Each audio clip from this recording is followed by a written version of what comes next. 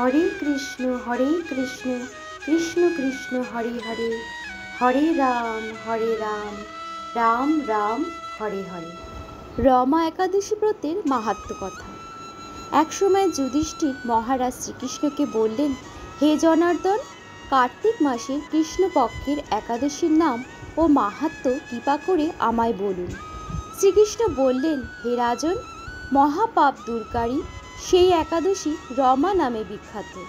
আমি এখন এর মাহাত্ম্য বর্ণনা করছি, আপনি তা মনোযোগ সহকারে শ্রবণ করুন।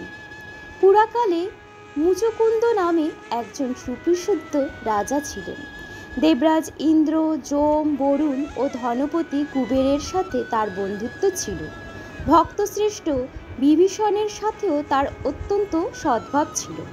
তিনি ছিলেন বিষ্ণুভক্ত ও সত্য প্রতিজ্ঞ। এইরূপে তিনি ধর্ম অনুসারে রাজ্য শাসন করতেন। চন্দ্রভাগা নামে তার একটি কন্যা ছিল। চন্দ্রসেনের পুত্র শোভনের সাথে তার বিবাহ হয়েছিল। শোভন একসময় শ্বশুর বাড়িতে এসেছিল। দৈবক্রমে সেই দিন ছিল একাদশীর তিথি। স্বামীকে দেখে পতিপরায়ণা চন্দ্রভাগা মনে মনে চিন্তা করতে লাগল, হে ভগবান, আমার স্বামী অত্যন্ত দুর্বল, তিনি ক্ষুধা সহ্য করতে পারেন না। এখানে আমার পিতার শাসন খুবই কঠোর। দশমীর দিন তিনি নাগরা বাজিয়ে ঘোষণা করে দিয়েছেন যে একাদশীর দিনে আহার নিষিদ্ধ। আমি এখন কি করি? রাজার নিষেধাজ্ঞা শুনে শোভন তার প্রিয়তমা পত্নীকে বলল, হে প্রিয়ে, এখন আমার কি কর্তব্য তা আমাকে বলো।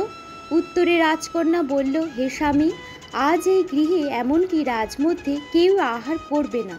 মানুষের কথা তো দূরে থাকুক, পশুরা পর্যন্ত অন্নজল মাত্র গ্রহণ করবে না। হে নাথ, তুমি যদি এ থেকে পরিত্রাণ চাও তবে নিজ গৃহে প্রত্যাবর্তন করো। এখানে আহার করলে তুমি সকলের নিন্দাভাজন হবে এবং আমার পিতাও ক্রুদ্ধ হবেন। এখন বিশেষভাবে বিচার করে যা ভালো হয় তুমি তাই করো। সাধ্বী স্ত্রীর এই কথা শুনে শোভন বলল, হে প্রিয়ে, তুমি ঠিকই বলেছ, কিন্তু আমি গৃহে যাব না। এখান থেকে একাদশী ব্রত পালন করব। ভাগ্যে যা লেখা আছে তা অবশ্যই ঘটবে। এইভাবে শোভন ব্রত পালনে বদ্ধপরিকর হলেন। সমস্ত দিন অতিক্রান্ত হয়ে রাত্রি শুরু হলো। বৈষ্ণবদের কাছে সেই রাত্রি সত্যিই আনন্দকর, কিন্তু শোভনের পক্ষে তা ছিল বড়ই দুঃখদায়ক, কেননা ক্ষুধা তৃষ্ণায় সে ক্রমে দুর্বল হয়ে পড়ল। এভাবে রাত্রি অতিবাহিত হলে সূর্যোদয়কালে তার মৃত্যু হলো। রাজা মুচুকুন্দর সাড়ম্বরে তার শবদাহ কার্য সুসম্পন্ন করলেন। চন্দ্রভাগা স্বামীর অন্ত্যেষ্টিক্রিয়া সমাপ্ত করে পিতার আদেশে পিতৃগৃহেই বাস করতে লাগল। কালক্রমে রমাব্রত প্রভাবে শোভন মন্দরাচল শিখরে অনুপম সৌন্দর্য বিশিষ্ট এক রমণীয় দেবপুরী প্রাপ্ত হলেন। একসময় মুচকুন্দপুরের সোমশর্মা নামে এক ব্রাহ্মণ তীর্থ ভ্রমণ করতে করতে সেখানে উপস্থিত হলেন। সেখানে রত্নমণ্ডিত বিচিত্র স্পষ্টিখচিত সিংহাসনে রত্নালঙ্করে ভূষিত রাজা শোভনকে তিনি দেখতে পেলেন। গন্ধর্ব ও অপ্সরাগণ দ্বারা নানা উপচারে সেখানে তিনি পূজিত হচ্ছিলেন। রাজা মুচুকুন্দের জামাতা রূপে ব্রাহ্মণ তাকে চিনতে পেরে তার কাছে গেলেন। শোভনও সেই ব্রাহ্মণকে দেখে আসন থেকে উঠে এসে তার চরণ বন্দনা করলেন। শ্বশুর মুচুকুন্দ ও স্ত্রী চন্দ্রভাগা সহ নগরবাসী সকলের কুশল বার্তা জিজ্ঞাসা করলেন। ব্রাহ্মণ সকলের কুশল সংবাদ জানালেন। জিজ্ঞাসা করলেন, এমন বিচিত্র মনোরম স্থান কেউ কখনো দেখেনি। আপনি কিভাবে এই স্থান প্রাপ্ত হলেন তা সবিস্তারে আমার কাছে বর্ণনা করুন। শোভন বললেন যে কার্তিক মাসের কৃষ্ণপক্ষিয়া রমা একাদশী সর্বব্রতের মধ্যে শ্রেষ্ঠ। আমি তা শ্রদ্ধারহিতভাবে পালন করলেও তার আশ্চর্যজনক এই ফল লাভ করেছি। আপনি কৃপা করে চন্দ্রভাগাকে সমস্ত ঘটনা জানাবেন। সোম শর্মা মুচুকুন্দপুরে ফিরে এসে চন্দ্রভাগার কাছে সমস্ত ঘটনার কথা জানালেন। ব্রাহ্মণের কথা শুনে অত্যন্ত আনন্দিত চন্দ্রভাগা বললেন, হে ব্রাহ্মণ, আপনার কথা আমার কাছে স্বপ্ন বলে মনে হচ্ছে। তখন সোম শর্মা বললেন, হে পুত্রী, সেখানে তোমার স্বামীকে আমি স্বয়ং স্বচক্ষে দেখেছি। অগ্নিদেবের মতো দীপ্তিমান তার নগরও দর্শন করেছি, কিন্তু তার নগর স্থির নয়। তা যাতে স্থির হয় সেই মতো কোনো উপায় করো।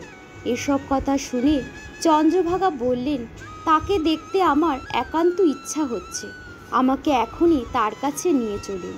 আমি ব্রত পালনের পূর্ণ প্রভাবে এই নগরকে স্থির করে দেব। তখন সোমশর্মা চন্দ্রভাগাকে নিয়ে মন্দার পর্বতে বামদেবের আশ্রমে উপনীত হলেন। সেখানে ঋষির কৃপায় ও হরিবাসর ব্রত পালনের ফলে চন্দ্রভাগা দিব্য শরীর ধারণ করল। দিব্যগতি লাভ করে নিজ স্বামীর নিকট উপস্থিত হলেন। প্রিয় পত্নীকে দেখে শোভন অতীব আনন্দিত হলেন। বহুদিন পর স্বামীর সঙ্গ লাভ করে চন্দ্রভাগা অকপটে নিজের পূর্ণ কথা জানালেন। হে প্রিয়, আজ থেকে 8 বছর আগে আমি যখন পিতৃগৃহে ছিলাম, তখন থেকে এই রমা একাদশী ব্রত নিষ্ঠা সহকারে পালন করতাম। এই পূর্ণ প্রভাবে এই নগর স্থির হবে এবং মহাপ্রলয় পর্যন্ত থাকবে। হে মহারাজ, মন্দরাচল পর্বতের শিখরে শোভন স্ত্রী চন্দ্রভাগা সহ দিব্য সুখ ভোগ করতে লাগলেন। পাপনাশিনী ও ভুক্তি মুক্তি প্রদায়িনী রমা একাদশীর মাহাত্ম্য আপনার কাছে বর্ণনা করলাম। যিনি এই একাদশী ব্রত শ্রবণ করবেন তিনি সর্বপাপ মুক্ত হয়ে বিষ্ণুলোকে পূজিত হবেন।